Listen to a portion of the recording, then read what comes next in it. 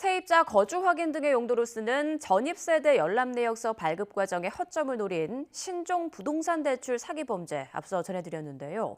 YTN 취재 결과 피해 금액이 수십억 원대인 똑같은 수법의 범죄가 곳곳에서 벌어진 것으로 확인됐습니다. 세입자들의 피해까지 우려되는 가운데 주무부처에서는 대책 마련에 나섰습니다. 우철희 기자입니다. 세입자를 끼고 빌라 등을 갭 투자로 산 뒤 세입자가 없는 것처럼 속여 돈을 챙긴 신종 부동산 대출 사기. 사기범들은 세입자 등이 실제로 살고 있는지 확인하는 용도의 공문서인 전입세대 열람내역서 발급의 허점을 노렸습니다.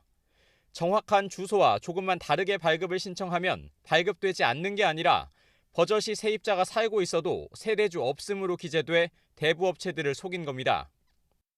이미 확인된 피해 금액만 50억 원이 훌쩍 넘는데 YTN 보도 이후 같은 피해를 당했다는 제보가 잇따랐습니다. 서울 중랑경찰서와 강남경찰서에서 수사 중인 사건을 비롯해 수사기관에 신고되지 않은 것까지 포함하면 추가로 파악된 피해 금액만 해도 수십억 원에 이릅니다. 심지어 사기 대출금을 갚기 위해 돌려막기 수법으로 같은 범행을 이어갔고 고소하지 말아달라는 읍소도 잊지 않았습니다. 전입세대 열람은 직인 같은 게 찍혀있지 않기 때문에 스캔을 이용해서 위조한 경우는 있었는데 정상적으로 발급받아가지고 범행한 거는 저희 업계에서도 처음으로. 피해는 대부업체뿐 아니라 사기의 담보로 쓰인 집에 사는 세입자에게도 이어질 수 있습니다.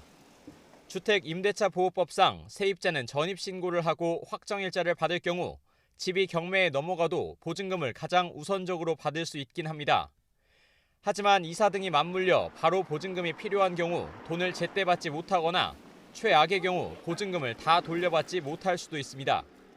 경매가 유찰되면 낙찰 가격이 하락하기 때문에 세입자들이 보증금을 모두 돌려받지 못할 위험이 큽니다. 또한 2년이 넘어서야 간신히 보증금을 돌려받는 경우도 있어서 시간까지 오래 걸릴 수 있다는 점이 더욱 안타깝습니다. 관련 부처들도 분주해졌습니다. 먼저 대검찰청은 추가 피해를 막기 위한 제도 개선을 법무부에 건의했고 주무부처인 행정안전부도 YTN 보도 이후 문제점을 인식해 대책 마련에 착수했습니다.